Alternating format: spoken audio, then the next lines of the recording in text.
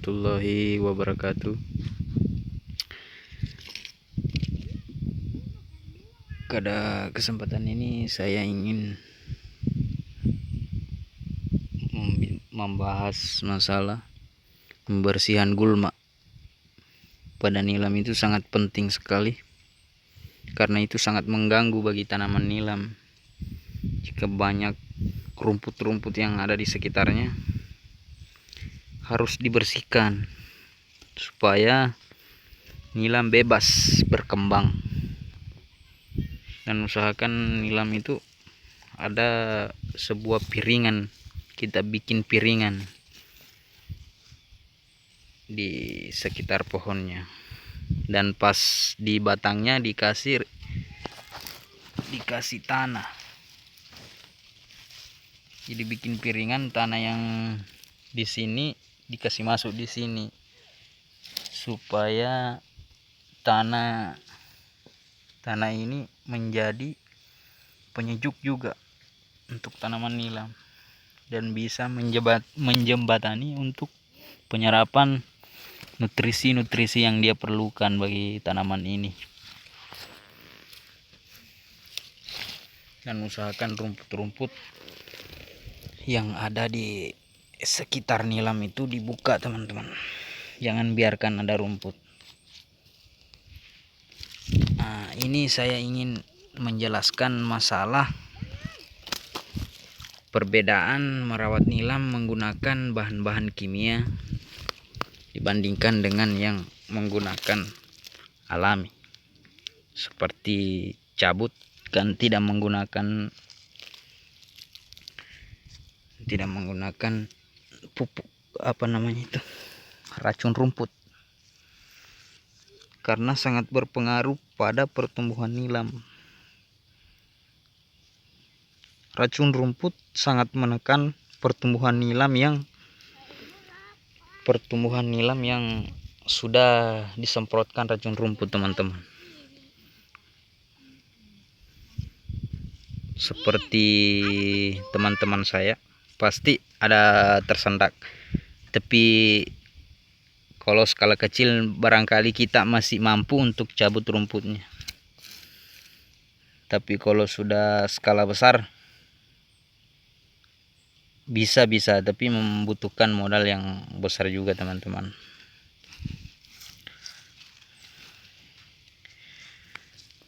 Tapi saya bisa kasih solusi jika ingin memakai bahan kimia, teman-teman. Gunakan dosis yang rendah, yang minimal, jangan pakai dosis tinggi. Dan selama masih bisa tidak disemprot, usahakan tidak, teman-teman, karena itu sangat mengurangi kesuburan tanah juga. Dampak negatifnya itu tanah lama-lama keras. Makanya yang saya praktekkan sekarang ini, saya memakai cabut manual, tidak pakai racun rumput, teman-teman. Pupuk saja saya pakai itu tidak menggunakan pupuk kimia. Walaupun sebenarnya kalau kita ingin mengejar cepat pertumbuhannya seperti petir, seperti itu, kita menggunakan pupuk kimia memang cepat. Cuma jangka panjangnya tanah kita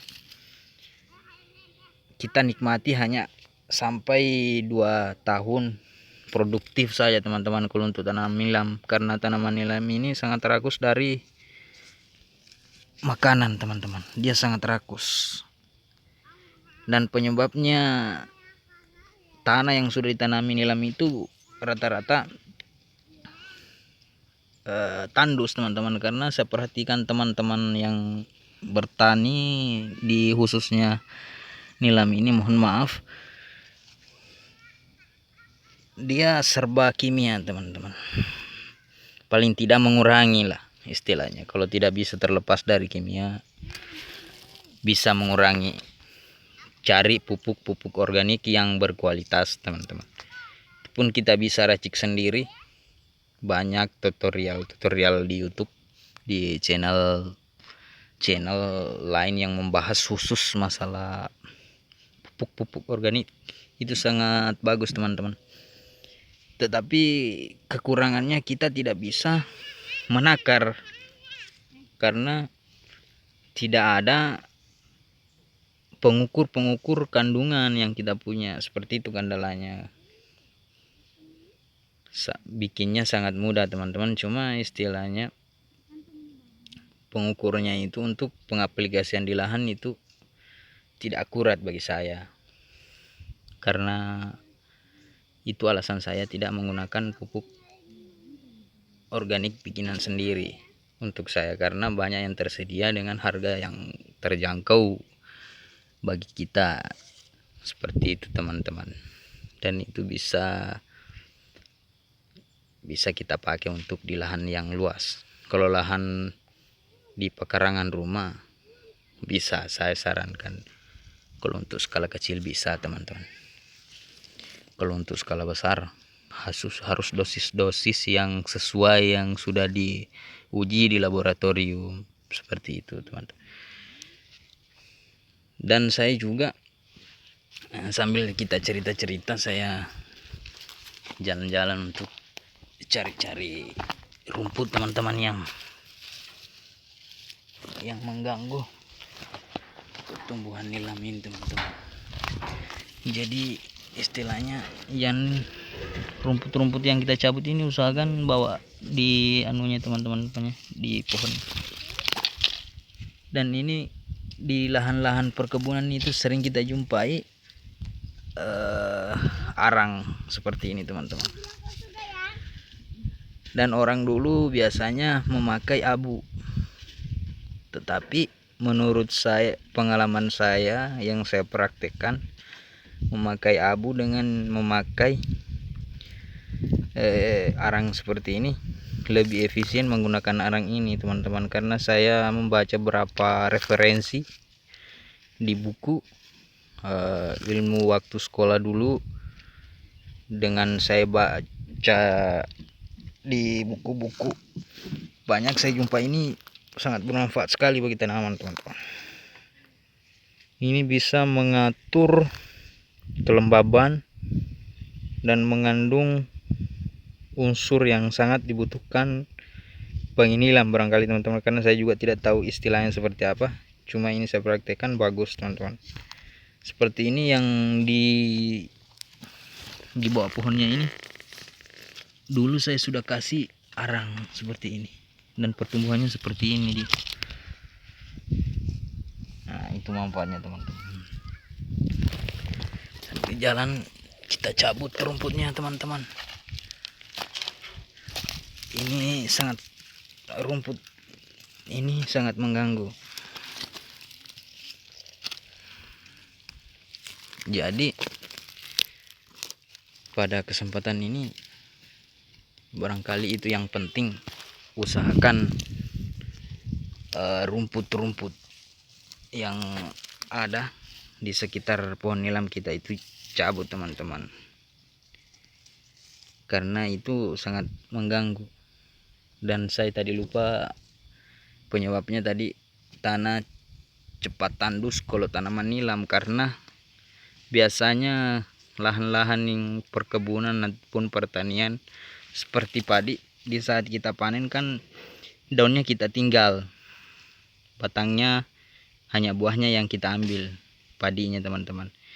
Daun dengan batang kita tinggal di lahan, jadi bisa menjadi pupuk kompos kembali. Beda dengan tanaman nilam teman-teman, daunnya kita suling, batangnya kita suling, jadi tidak ada kita tinggalkan, jadi tidak ada humus lagi yang bisa diurai bakteri untuk menjadi pupuk kompos di lahan itu sendiri, jadi dibawa semua. Jadi saran saya, pikirkan bagaimana caranya tanah kita ini tetap subur, berikan nutrisi yang cukup sesuai dengan kebutuhan nilam, seperti apa kebutuhannya.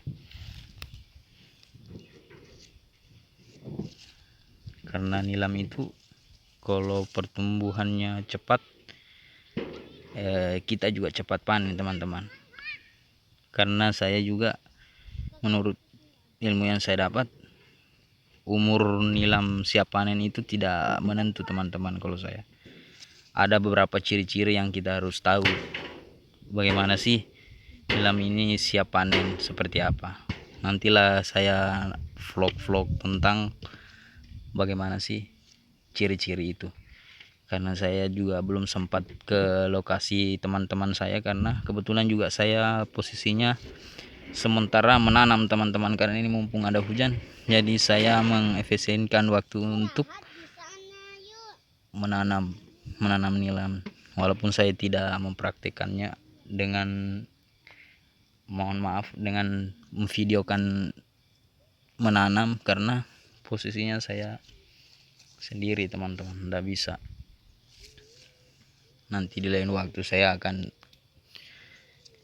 kasih detail-detail tentang video saya ini. Cuma saya seling-selingi waktu istirahat saya untuk vlog-vlog seperti ini, untuk berbagi ilmu yang bagaimana saya praktikkan di lahan.